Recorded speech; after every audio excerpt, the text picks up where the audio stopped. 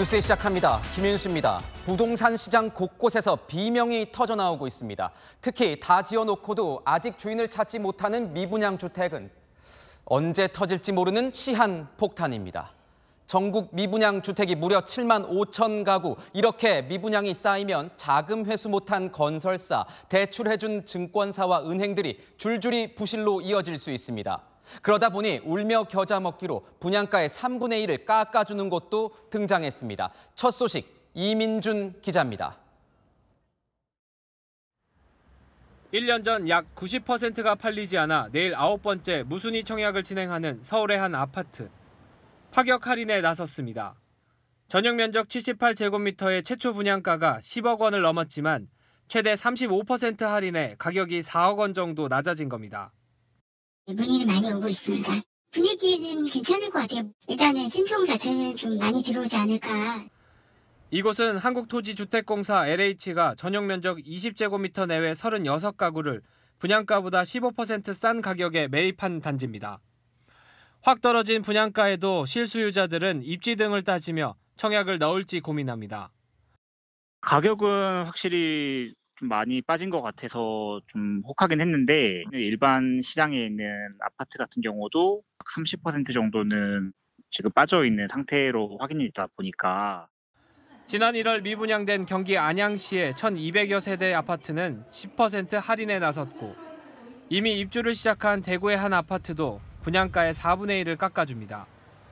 정부의 전방위 규제 완화에도 전국 미분양 주택 수는 7만 5천 가구를 넘어 10년여 만에 최대입니다. 집값 하락 기대 심리가 큰 상황에서는 수요자들이 분양가에 민감할 수밖에 없는데요. 집값이 하락한 만큼 분양가를 책정해야 미분양으로 이어지지 않을 것으로 예상이 됩니다. 국토교통부가 미분양을 떨어내기 위해 건설사가 자구책을 먼저 내놓아야 한다고 압박한 만큼 건설사들의 할인 분양은 당분간 계속될 것으로 보입니다. 채널A 뉴스 이민준입니다.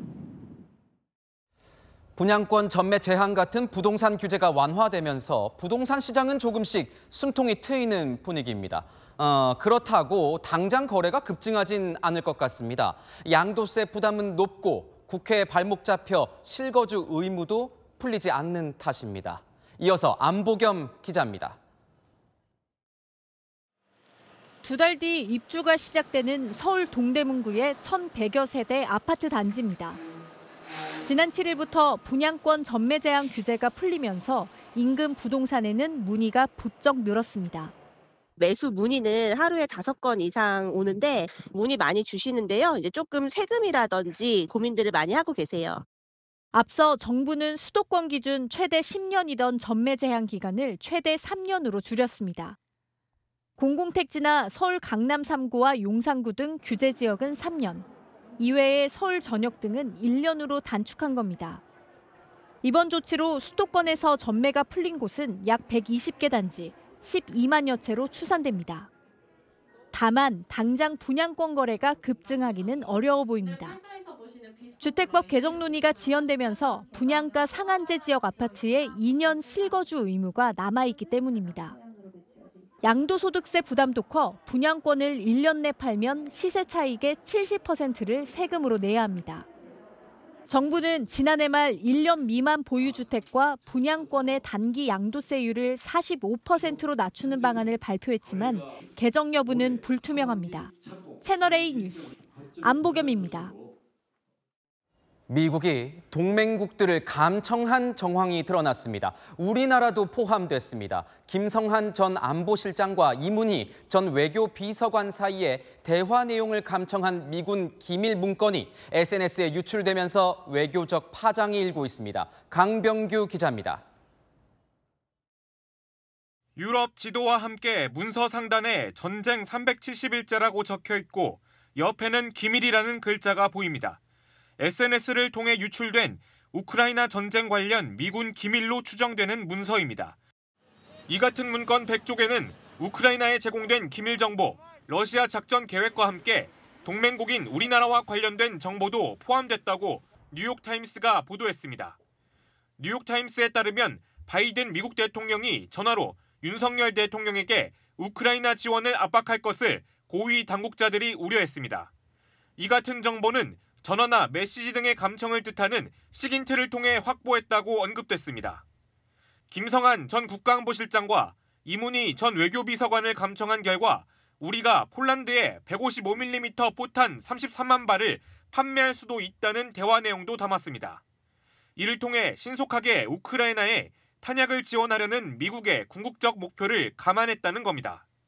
대통령실 관계자는 미국 측과 필요한 협의를 할 예정이며 과거 전례 등을 검토한 뒤 필요하면 미국 측에 설명을 요청할 것이라고 밝혔습니다. 우리만이 아니라 이스라엘과 튀르키예, UAE 등 동맹국에 대한 정보도 대거 포함돼 감청이 사실로 확인되면 상당한 파장이 예상됩니다. 채널A 뉴스 강병규입니다. 이재명 민주당 대표와 이낙연 전 대표가 무려 13개월 만에 재회했습니다. 두 사람 사이엔 덕담만 오갔지만 이 전 대표는 다른 의원들에게 현재 정치판에 대한 아쉬움도 밝혔습니다. 김유빈 기자가 취재했습니다. 이재명 민주당 대표가 지도부와 함께 이낙연 전 대표 장인의 빈소를 찾았습니다. 대선 경선에서 경쟁했던 두 사람이 재회한 건 13개월 만입니다. 이 대표는 만남의 의미에 대해 말을 아꼈습니다. 오늘 재회에 여러 가지 정치적인 해석이 있는데요. 직접 한 말씀만 좀 부탁드립니다. 미국에서 이렇게 연구하신 거, 생활하신 거에 대해서 좀 물어보셨고 거기에 대해서 이낙연 대표님이 좀 설명하시는 그 정도의 말씀들이 있었습니다. 이낙연 전 대표는 당내 현안에 대한 언급 없이 이재명 대표에게 당을 잘 이끌어달라고 당부한 것으로 전해집니다. 하지만 빈소를 찾은 다른 의원들에게는 현재 정치 상황에 대한 아쉬움도 밝혔습니다.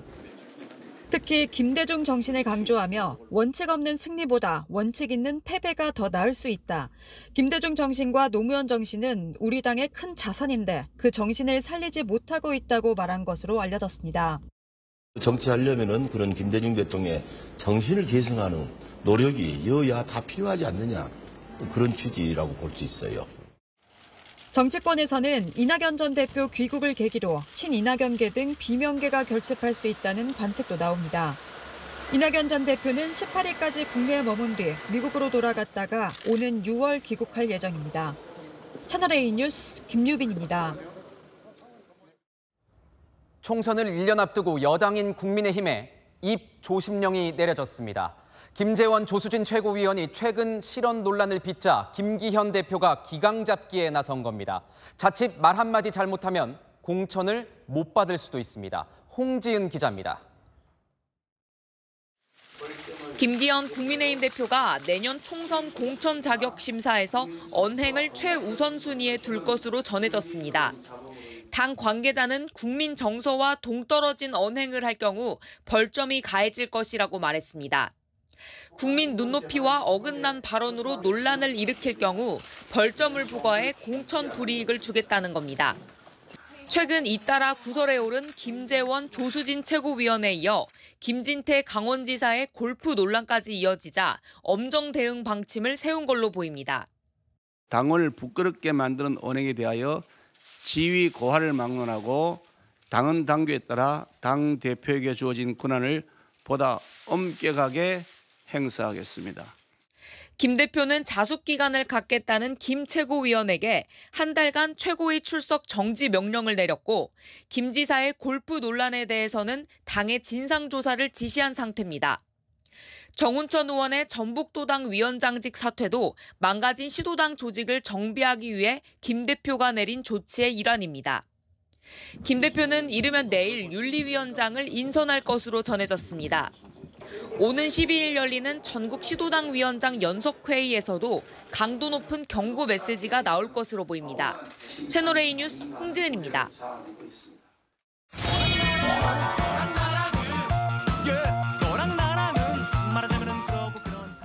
여랑야랑 정치부 최수연 기자와 함께하겠습니다. 첫 번째 주제 보겠습니다. 김진태 강원지사가 보입니다. 네, 김진태 지사가 강원도청에서 긴급 기자회견을 열었습니다. 김 지사는 강원도 평창에 산불이 난 지난달 18일 골프를 쳤다는 의혹이 제기됐죠. 오늘 이렇게 반박했습니다. 산불 때 골프, 그러면 그거를 보는 사람들은 어떻게 생각하겠습니까? 이 사람 산불 났는데 골프 치러 나갔구나. 산불은 16시 38분에 발생한 것으로 파악이 됐습니다. 그러면 제가 그 연습장에 간 시간하고는 대략 9시간의 차이가 납니다. 골프 연습장에 간 건 맞지만 주말 아침에 갔고 산불은 그날 오후에나 발생했다는 겁니다. 산불이 났는데 술자리를 가졌다는 의혹도 제기가 됐던데 이건 어떤 내용인 겁니까? 네, 그건 지난달 31일 얘기인데요. 김 지사가 골프 연습장에 갔고 이후 만찬도 가졌다는 주장입니다. 당시 강원도 홍천과 원주에서 산불이 나 진화 인력이 투입됐습니다. 이에 김 지사는 산불은 오후 6시 1분에 모두 진화가 완료됐다면서 만찬은 산불 진화 후에 이루어졌다고 해명했습니다. 김 지사의 이번 의혹을 두고 야권에서는 비판이 계속 이어지고 있다면서요. 네, 민주당은 김 지사를 향해 대국민 사과를 요구했습니다. 골프 연습장에서 또 식당에서 강 건너 불구경하기가 습관입니까? 한 번도 아니고 2번씩이나 이 정도면 산불 보고를 집무실이 아니라 골프 연습장으로 하러 가야 할 판입니다. 김기현 국민의힘 대표도 철저한 진상조사를 지시했죠. 산불이 나기 전이었던 큰 불이 잡힌 후였든 굳이 산불 특별대책기간에 논란이 될 행동을 할 필요가 있었는지는 스스로 돌아봐야 할 것 같습니다. 두 번째 주제 보겠습니다. 별점 테러. 보통 식당을 평가할 때 이 별점을 주는데 어디가 별점 테러를 당한 겁니까? 네, 바로 얼마 전 윤석열 대통령이 방문했던 부산의 횟집입니다. 엑스포 유치를 위해 부산을 찾은 윤 대통령이 시도지사, 국무위원, 부산시 국회의원들과 비공개 만찬을 가졌습니다. 이후 친야 성향으로 보이는 네티즌들이 벌점 1점과 함께 비판적인 글을 남겼습니다. 윤 대통령이 간 식당 여기서 먹느니 굶겠다, 그냥 안 가고 싶다 이런 내용들입니다. 몇몇 네티즌은 횟집은 무슨 죄냐 이렇게 지적하기도 했습니다. 그런데 보니까 이 횟집 이름을 두고 친일 주장까지 나왔다고 제가 들었습니다. 네, 한 인터넷 매체가 식당 이름에 포함된 일광이 영어로는 선라이즈, 우길기를 상징한다고 주장한 겁니다. 국민의힘은 즉각 반박에 나섰습니다. 좌파의 홍위병 노릇을 자처하는 언론으로 인해 지금 우리 사회는 불필요한 갈등과 해당 횟집을 지역구로 둔 하태경 의원은 한 향토 사학자가 보내왔다면서 일광의 유래는 조선시대라는 자료를 공개했습니다. 하 의원은 또 친일무리가 너무 역겹다며 일광이란 이름이 친일이면 일광읍에 살면 다 친일파고 일광 식당에서 일하는 사람들은 모두 친일이란 얘기냐고 지적하기도 했습니다. 대통령의 이번 부산 만찬을 두고도 이 야권의 공세는 끊이지 않고 있는 것 같습니다. 네, 민주당은 오늘도 공세를 이어갔습니다. 권력 실세들이 얼굴이 벌개진 채 횟집 앞에 도열해 대통령을 배웅하는 모습도 시민의 눈에는 볼썽 사나웠습니다. 대통령실에서는 엑스포 유치를 위해 초당적으로 범정부적으로 힘을 모으는 자리였다면서 본질은 외면한 채 본말 전도하고 있다고 비판했습니다. 국민 눈높이에 맞지 않다면 질책하는 게 당연할 텐데요. 비판하는 쪽에서도 묻지마시 공세가 아니라 국민이 납득할 만한 논리로 비판하는 신중한 태도가 필요해 보입니다. 네, 지금까지 야랑이었습니다. 부활절인 오늘 서울 광화문에서는 처음으로 대규모 부활절 퍼레이드가 펼쳐졌습니다. 정광훈 목사가 이끄는 집회 현장과 뒤엉키면서 소란이 일기도 했습니다. 박자은 기자가 취재했습니다. 부활절을 상징하는 대형 인형 아래 화창한 날씨 속 주말을 만끽하는 시민들로 광화문 광장이 가득합니다. 계속 코로나 때문에 학교도 못 가다가 이제 이렇게 체험 부스도 있는 이런 활동하니까 이제 너무 신나고 즐거운 것 같아요. 도심 한복판에 구약시대 법궤를 나타내는 대형 법궤가 등장하고 마칭 밴드와 치어리딩 팀의 행진도 이어집니다. 부활절을 맞아 서울 도심에서 대형 퍼레이드가 열린 건 한국 개신교 140년 역사상 처음입니다. It's a much bigger celebration, I think, than in the U.S. I think it's fun. 하지만 행렬 동선이 전광훈 목사의 자유통일당 집회와 겹치면서 한때 긴장감이 돌기도 했습니다. 너희들이 기독교인들이야? 너희들이 기독교인들이냐고? 뭐 하는 거야 지금 경찰들? 왜 예배를 방해하냐고? 예배는 방해하지 말라고. 윤석열 대통령과 김건희 여사도 서울 영락교회에서 열린 부활절 예배에 참석했습니다. 헌법 정신을 잘 지키는 것이 하나님의 가르침을 실천하는 길이라고 믿습니다. 앞서 명동 대성당에서도 부활절 미사가 진행됐습니다. 채널A 뉴스 박자은입니다. 강남 대치동 학원가에서 벌어진 마약음료 사건의 일당, 지금까지 6명이 붙잡혔습니다. 채널A 취재 결과 마약음료 100병 가운데 18병을 실제 범행에 사용한 것으로 확인됐습니다. 경찰은 중국에 있는 이번 사건의 몸통, 우리나라 국적의 한 남성을 추적하고 있습니다. 강보인 기자의 단독 보도입니다. 서울 강남 학원가 마약음료 사건을 수사하고 있는 경찰은 실제로 학생들에게 배포된 마약음료가 모두 18병인 것으로 확인했습니다. 중국에 있는 총책이 원격으로 강원도 원주에 있는 20대 공급책에게 마약음료 제조를 지시했고, 이 공급책이 던지기 수법으로 필로폰을 구매해 마약음료 100병을 제조했습니다. 이를 고속버스와 퀵서비스를 이용해 아르바이트생 4명에게 전달했고, 이 중 18병이 대치동 학원가 일대에서 배포된 겁니다. 배포되고 남은 것 가운데 30여 병은 경찰이 압수했고, 나머지는 일당 중 누군가 폐기했습니다. 지금까지 확인된 피해자는 모두 8명. 기존에 파악된 학생 6명, 학부모 1명 등 7명 외에도 학생 1명이 추가로 확인됐습니다. 해당 피해자는 지난 3일 오후 6시쯤 대치동 학원가에서 마약음료를 건네받아 마셨지만 별다른 증상이 없어 신고는 하지 않은 것으로 전해졌습니다. 아주 소량을 먹어도 신경계에 영향을 미칠 수 있기 때문에 일단 신고를 하고 의료적인 진료를 받는 것이 꼭 필요해 보입니다. 마약음료를 받기만 하고 복용하지 않은 피해자에게도 협박성 연락이 간 걸로 알려졌습니다. 경찰은 이번 사건을 보이스피싱과 퐁당 마약을 결합한 신종 범죄로 보고, 이 사건을 기획한 대한민국 국적의 중국 내 총책을 특정하고 행방을 쫓고 있습니다. 채널A 뉴스 강보인입니다. 서울 강남 한복판에서 여성을 납치하고 살해한 3인조 일당이 오늘 신상 공개 이후 처음으로 취재진 앞에 섰습니다. 미리 준비한 듯 본인이 하고 싶은 말, 책임을 떠넘기는 말만 늘어났습니다. 남영주 기자 보도 보시고 아는 기자로 이어갑니다. 모자와 마스크를 벗은 강남 납치 살해 사건의 주범 이경우가 뒤늦게 피해자에게 사과했습니다. 이번 사건으로 고인이 대신 진심으로 사죄한다는 말씀 드리고 삼가 고인의 명복을 빕니다. 연신 고개를 숙인 것과 달리 취재진의 질문엔 본인이 하고 싶은 말만 늘어났습니다. 착수금 명목으로 돈 받으신 거 맞나요?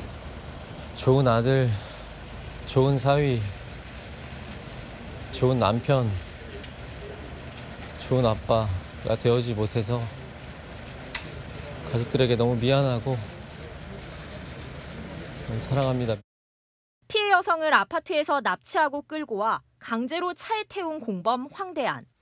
모자로 얼굴을 가린 채 고개를 숙이며 대답을 회피했습니다. 본인이 직접 살해하신 거 맞으세요? 죄송합니다. 피해자와 일면식 없는 사이 맞습니까? 또 다른 공범 연지호는 두 사람에게 범행을 떠넘기는 듯한 취지의 발언을 하고 호송차에 탔습니다. 협박에 무디려서 황대한이랑 이경우가 계속 협박하는 바람에 계속 하게 되었어요.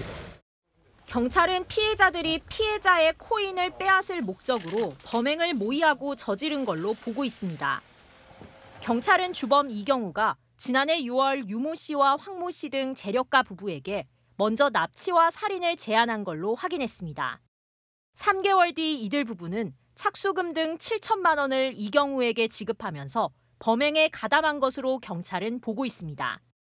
성형외과 간호사로 근무하는 이경우 부인도 마취제와 주사기를 불법으로 유출한 혐의로 입건됐습니다. 이로써 이 사건 피의자는 총 7명으로 늘었습니다. 경찰은 구속된 남편 유 씨에 이어 아내 황 씨에게도 살인 교사 혐의를 적용해 구속영장을 신청했습니다. 현재 부부는 범행을 부인하고 있습니다. 채널A 뉴스 남영주입니다.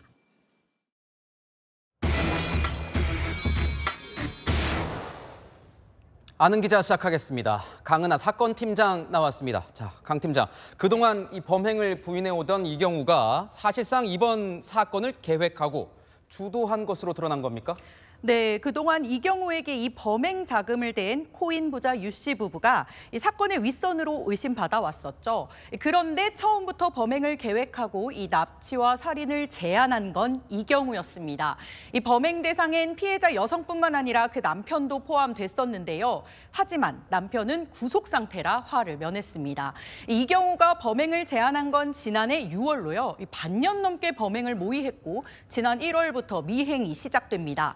또 그 과정에서 유 씨 부부가 이경우에게 착수금 7천만 원을 건넨 것도 확인됐습니다. 아니, 강 팀장, 그런데 도대체 무슨 일이 있었길래 이렇게 납치 살인을 반년 넘게 준비를 한 겁니까? 네, 유 씨 부부 2020년 9월 이 사망한 피해자의 권유로 피코인에 1억 원을 투자했습니다. 하지만 피코인 가격이 급락하면서 이 악연이 시작됩니다.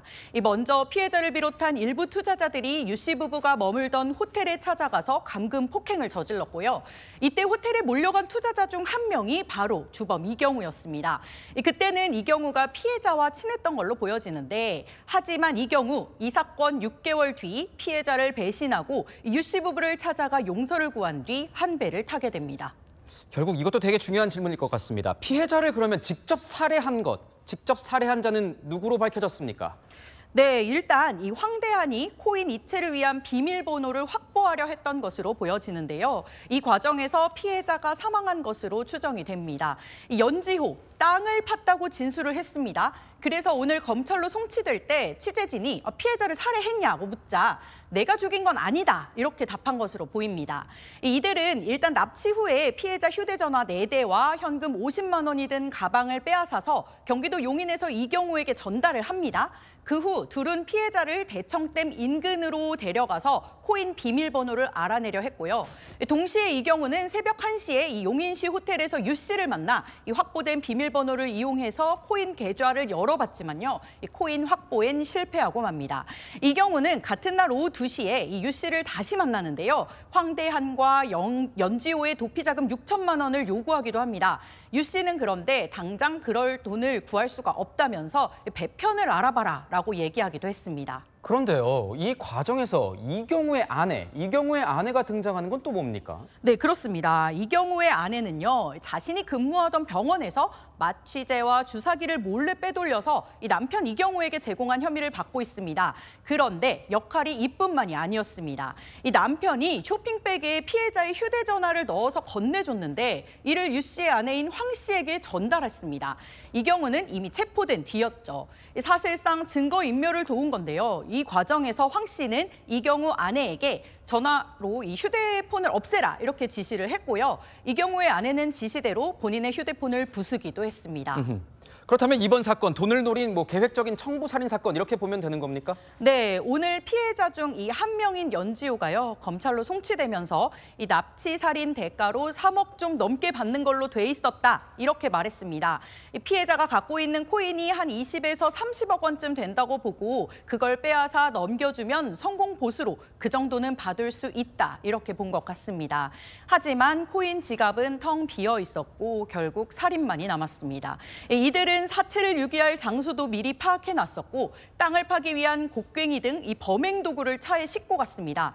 형법 제31조 타인을 교사하여 죄를 범하게 한 자는 죄를 실행한 자와 동일한 형으로 처벌한다고 규정하고 있습니다. 결국 살인을 사주한 피해자들 모두 살인죄와 같은 형량을 받게 됩니다. 네, 지금까지 아는 기자였습니다. 어제 음주운전 차량이 대낮에 인도를 덮쳐서 초등학생 4명이 치였다는 소식 전해드렸었는데 한 아이가 끝내 숨졌습니다. 소주 반병을 마셨다는 운전자는 사고 당시 기억이 안 난다고 진술했습니다. 그의 기억에서 사라진 사고 당시 화면을 입수했습니다. 홍진우 기자입니다. 한적한 사거리, 초등학생 4명이 인도를 걸어갑니다. 그 순간 흰색 차량이 빠른 속도로 교차로에 진입하더니 좌회전합니다. 크게 빙 돌던 차량은 갑자기 중앙선을 넘어 아이들이 걷던 인도를 그대로 덮칩니다. 어제 오후 2시 20분쯤 대전 둔산동에서 일어난 음주운전 사고 순간입니다. 이 사고로 초등학생 4명이 치였는데 크게 다쳤던 9살 여자아이는 오늘 새벽 끝내 숨졌습니다. 다른 아이들은 생명에 지장이 없는 걸로 알려졌습니다. 현장에서 체포된 60대 운전자는 면허 취소 수준의 만취 상태였습니다. 60대 운전자는 점심때 지인 모임에서 소주 반병 정도를 먹었고 사고 당시 기억이 없다고 경찰에 진술했습니다. 만취 상태로 8km 정도 도심을 누빈 것으로 파악됐습니다. 본인은 잘못 인정하죠. 대근해가 죽었는데 죄송하다고 하고 잘못을 짚인 뉘우치고 있죠. 경찰은 이른바 민식이법을 적용해 60대 운전자에 대해 구속영장을 신청했습니다. 어린이 보호구역에서 안전운전 위반으로 만 12세 미만 어린이를 사망하게 하면 무기 또는 3년 이상의 징역에 처해집니다. 기소는 당연히 될 거고 어린이 보호구역에서 어린이를 피해자로 해서 발생을 했다라고 하면 형이 엄청 세지는 거죠. 숨진 9살 아이의 유족들은 가해 운전자에 대해 강력한 처벌을 요구하는 것으로 알려졌습니다. 채널A 뉴스 홍진우입니다. 얌체 운전자들이 안 내고 버티는 교통 과태료가 한 해 2천억 원을 넘습니다. 그런데 과태료 낼 돈은 없으면서 해외여행 가고 명품 쇼핑 즐길 돈은 따로 있나 봅니다. 이런 세금 도둑을 잡으러 공항 주차장, 아울렛 주차장에 단속반이 떴습니다. 현장 카메라 배영진 기자입니다. 김해공항 주차장에 나와 있습니다. 해외여행에 나선 사람들이 몰고 온 차량들로 가득한데요. 이곳에선 과태료가 밀린 차량들의 번호판을 떼는 단속이 벌어지고 있습니다. 현장으로 가보겠습니다.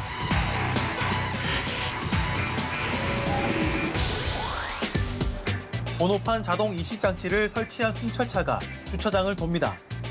교통법규를 위반해 부과된 과태료를 2회 이상 30만 원 이상 체납한 차량을 찾는 겁니다. 얼마 안 돼 적발된 승용차. 운전자는 과태료 50만 원을 안 냈습니다. 앞유리에 붙은 전화번호로 연락을 시도했지만 닿지 않습니다. 단속 경찰관이 번호판을 떼고 앞유리에 영치증을 붙입니다. 이렇게 떼낸 번호판은 밀린 과태료를 내야 다시 돌려받을 수 있습니다. 번호판을 떼인 채 운행하다간 300만 원 이하 과태료가 추가됩니다. 잠시 후 포착된 또 다른 차량. 차주는 고급 차량을 몰면서도 과속 과태료 40만 원을 안 냈습니다. 연락을 해보니 해외에 나가 있습니다. 뭔데 오시래요? 제가 낼 테니까 지금 갖고 와서 가면 또 가나보거든. 쇼핑객들이 몰리는 아울렛. 이곳도 과태료 미납 차량들이 자주 적발되는 곳 중 하나입니다. 연락을 받고 나온 운전자. 과태료는 최대한 미루는 게 이득이라며 엉뚱한 핑계를 댑니다. 비싼 비서기가 그렇게 내가 이거 바로 내면은 누가 벌점 먹고 막 그런 거 아닌데 참 빨리 내라고 친구가 자꾸 하더라고요. 경마장도 마찬가지. 과태료를 체납한 차량들이 곳곳에서 포착됩니다. 그런데 경찰 단속은 아랑곳 없이 눈앞에 경마가 우선입니다. 어제는 오는데 문자를 보내주세요. 그런데 나밖에 이건 못합니다. 나가면 못합니다. 과태료 400만 원을 미납한 운전자는 번호판을 왜 떼가냐며 되레 큰 소리입니다. 돌아보면 차이스도 있고 하는 거죠. 꼭 이런 식으로 압류수가 둬야 되는 거고. 서민들이 무조건 짜가 받아내려고. 욕부터 시작하는 경우도 있고 경찰서에 직접 찾아와서 흉기를 들고 오는 경우도 종종 있습니다. 취재진이 동행한 나흘간 번호판이 영치된 차량은 30대가 넘습니다. 교통법규를 위반하고도 내지 않은 과태료는 지난해에만 2천억 원이 넘습니다. 매년 300억 원 이상씩 늘고 있는 추세입니다. 체납이 되면 매월 1.2%씩 5년간 최고 75%의 가산금이 붙으니 예금, 급여, 부동산 압류 등을 통해 적극적으로 징수 활동을. 해외에 나가고 쇼핑을 하고 경마를 즐길 돈은 있어도 과태료 낼 돈 없는 상습 체납자들의 삐뚤어진 행태에 공권력이 낭비되고 있습니다. 현장 카메라 배영진입니다.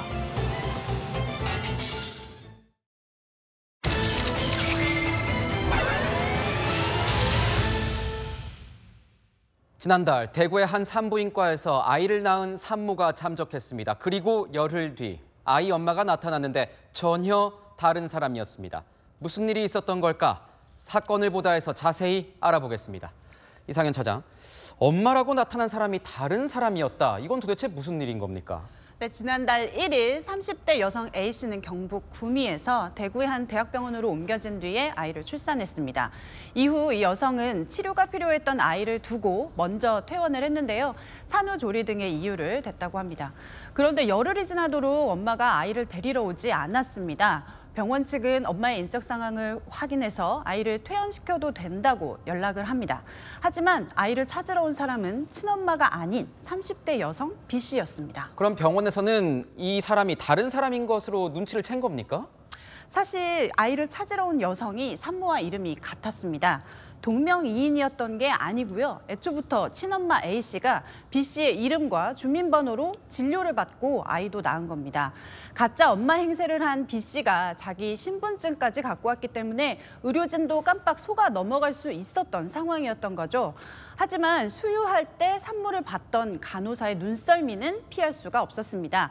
외형적으로 다른 여성이 아이를 찾으러 오자 간호사는 경찰에 신고를 했습니다. 그럼 아이를 낳은 사람이 대리모였던 겁니까? 경찰이 아이를 데리러 왔던 여성의 남편, 그 남편의 유전자를 확보해서 아이의 유전자하고 대조를 해봤더니 일치하지는 않았습니다. 대리모는 아니었던 거죠. 그러면 두 사람은 원래 아는 지인 사이였던 겁니까? 두 여성은 인터넷으로 알게 돼서 알게 된 지는 꽤 된 사이라고 진술을 한 걸로 알려졌습니다. B씨는 미혼모였던 A씨가 임신한 사실을 알고 병원비를 내줄 테니까 아이를 낳으면 자신이 데려가서 키우게 해달라고 말한 걸로 알려졌습니다. 경찰은 두 사람 사이에 실제로 돈이 오간 정황과 진술도 확보했는데요. 아동복지법에는 보수나 대가를 받고 아이를 다른 사람에게 넘기거나 넘겨받는 행위를 모두 범죄로 규정하고 있습니다. 그런데 저는 좀 궁금한 게 이런 겁니다. 아이를요, 병원 밖에서 넘겨받을 수도 있었을 텐데 병원으로 이렇게 직접 찾으러 온 이유는 뭐였을지 이런 게 좀 궁금합니다. 네, 정확하게 알 수는 없지만요. 경찰도 그 정도로 치밀하지는 못했던 걸로 보인다 이렇게 보고 있습니다. 대학병원이다 보니까 산모의 얼굴을 기억하지 못해서 문제가 안 될 거라고 생각했던 것 같습니다. 그렇다면 지금 이 아이는 누가 돌보고 있습니까? 지자체가 개입해서 아이를 친모로부터 즉각 분리 조치를 했습니다. 아동학대 사례로 판단을 한 건데요. 아이는 현재 위탁가정에서 보호를 받고 있고요. 허위 출생 신고도 취소됐습니다. 지자체는 사례위원회를 열어서 아이를 친모가 키울 수 있도록 할 건지 아니면 다른 곳으로 보낼지 논의할 계획입니다. 경찰은 타인 명의를 도용해서 진료를 받은 혐의, 아동 매매 혐의 등으로 두 사람을 입건하고 검찰에 사건을 넘기기로 했습니다. 네, 지금까지 사건을 보다였습니다. 오세훈표 서해뱃길 프로젝트가 본격적으로 시동을 걸었습니다. 내년에는 여의도에서 인천까지 뱃길이 열립니다. 이혜주 기자가 미리 그 뱃길을 다녀왔습니다. 배가 한강 물살을 가르며 앞으로 나갑니다. 시원한 강바람을 맞으며 여의도 한강공원을 출발한 지 얼마 안 돼 국회의사당이 보이고 곧이어 성산대교도 지납니다. 한강과 경인 아라뱃길을 따라 2시간 정도 항해하면 목적지인 아라인천 여객터미널에 다다릅니다. 서울시가 서울 여의도에서 인천 서구를 잇는 뱃길을 내년 정식 개통하기로 했습니다. 연말까지 마포대교 남단에 선착장을 만들고 2,000톤급 선박 2척을 투입해 내년 1월부터 시범 운영에 들어갑니다. 선착장에서 출발해 김포터미널을 거친 후 최종 목적지인 아라인천 여객터미널에 도착하는 총 32km 노선입니다. 한강도 수상 활용을 좀 더 본격적으로 해서 시민들이 즐기고 또 관광객도 유인하고 2026년까지는 5,000톤급 이상 대형 선박이 정박할 수 있는 서울항도 만듭니다. 군산과 목포, 제주까지 뱃길을 열고 면세점과 세관을 도입해 국제항 역할까지 확대한다는 계획도 세웠습니다. 한강은 너무 크고 넓어요. 그렇다 보니 좀 지루한 면이 있거든요. 교량을 이용한 조각 작품들, 그다음 야간 조명, 그다음에 선착장 중심으로 많은 어뮤즈먼트 시설들을 배치를 할 수 있을 거예요. 서울시는 이벤트와 지역 축제 등을 연계하는 등 세부 내용을 보완해 운영한다는 방침입니다. 채널A 뉴스 이혜주입니다. 중국이 어제부터 대만을 포위하고 있습니다. 군사훈련이라지만 실은 미국을 방문한 대만 총통에게 보내는 경고장입니다. 김성규 기자입니다. 어제부터 시작된 중국의 대만 포위 훈련인 날카로운 검. 미국을 경유한 차이잉원 대만 총통과 메카시 미 하원 의장의 만남에 반발한 고강도 무력 시위입니다. 어제 군용기 71대와 군함 9척에 이어 오늘도 군용기 58대와 군함 9척이 대만 주변에서 탐지됐습니다. 일부는 실질적 경계선 역할을 하는 중간선도 침입했습니다.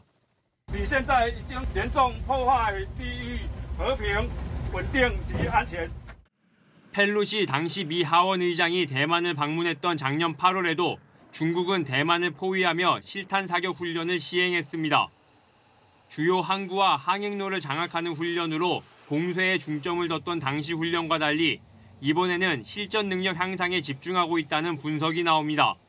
특히 훈련 목적 가운데 하나인 정보망 장악은 레이더 기지와 미사일 방어 기지 등을 전자적으로 제압해 무력화시키겠다는 겁니다.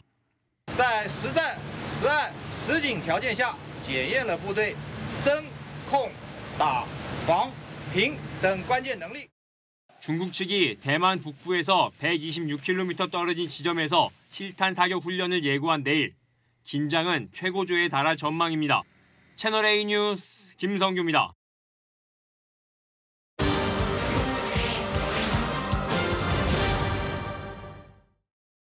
러시아가 심상치 않습니다. 군부 쿠데타설에 이어 푸틴 암살 위협설까지 내부 혼란과 분열에 휘청이고 있습니다. 우크라이나 전쟁 장기화로 여론마저 돌아서면서 푸틴마저 위기에 몰리고 있는 겁니다. 세계를 보다 정다은 기자입니다. 러시아 제2도시 상트페테르부르크의 한 카페 내부에서 일어난 강한 폭발로 외벽이 무너집니다. 50만 명 이상 팔로워를 거느린 군사 블로거가 숨졌고 팬미팅 중이던 30여 명이 다쳤습니다.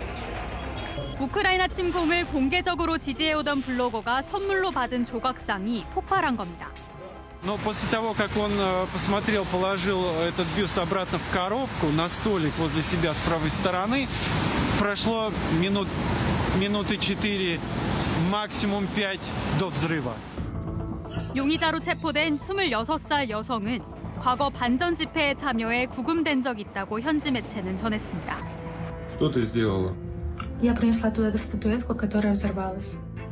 투옥 중인 반체제 인사이자 푸틴의 숙적 알렉세이 나발니의 지지 세력도 배후로 지목됐습니다. Есть данные судя по заявлению НАКА о том, что украинские специальные службы могут иметь отношение к 400일을 넘어선 전쟁에 러시아인들의 피로감도 커져갑니다. Потому что в Санкт-Петербурге очень много вот этой мрази либеральной, которая постоянно там митинги всякие устраивает против президента и так далее.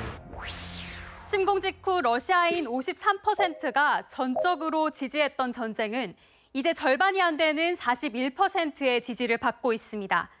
또 25%만이 전쟁을 지지한다는 러시아 안보기관 내부 조사 결과도 독립 매체를 통해 공개됐습니다. 7만 명 가까이 전사자가 속출했다는 보고서도 나온 가운데 전쟁 참상의 혐오를 느낀 군부 일부가 반란을 일으킬 가능성도 제기됐습니다. 푸틴 대통령이 동원령을 발동하지 못하고 더 이상 그런 데는 국민들의 이런 여론이 좀 영향을 미치고 있는 것 같습니다. 푸틴 별장 주변에 대공 방어 시스템이 설치됐다는 주장이 제기됐고 암살 위협에 사실상 벙커에서 생활 중이라는 증언도 나왔습니다. Он патологически боится за свою жизнь. Окружил себя непроходимым барьером из карантинов, из отсутствия информации. 현실 감각을 잃었다는 분석이 이어지는 가운데 신뢰도 80%가 넘는다는 여론조사가 푸틴의 귀를 더욱 멀게 하는 건 아닌지 전 세계가 우려합니다. 세계를 보다 정다은입니다.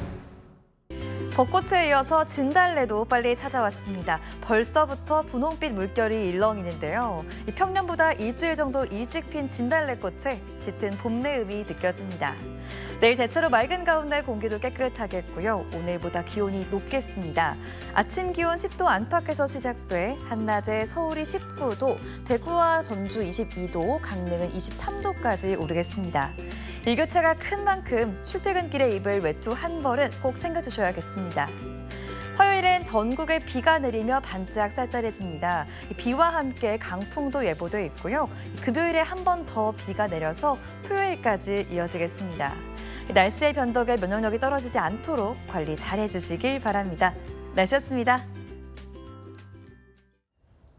초록불에서만 건널 수 있는 거야. 꼭 횡단보도로 건너야 돼. 그래도 위험할 수 있으니까 오른쪽 왼쪽 잘 살피고 건너. 이번에 숨진 9살 소녀도 그랬을 겁니다. 어린이 보호구역이라서 더 마음을 놓았을 겁니다. 그런데 낮술에 취해 운전한 나쁜 어른이 그 믿음을 무참히 깨버렸습니다. 더 이상 술 한 잔과 우리 어린 아이들을 맞바꿀 순 없습니다. 마침표 찍겠습니다. 지켜주지 못해 미안하다. 뉴스에이 마칩니다. 고맙습니다.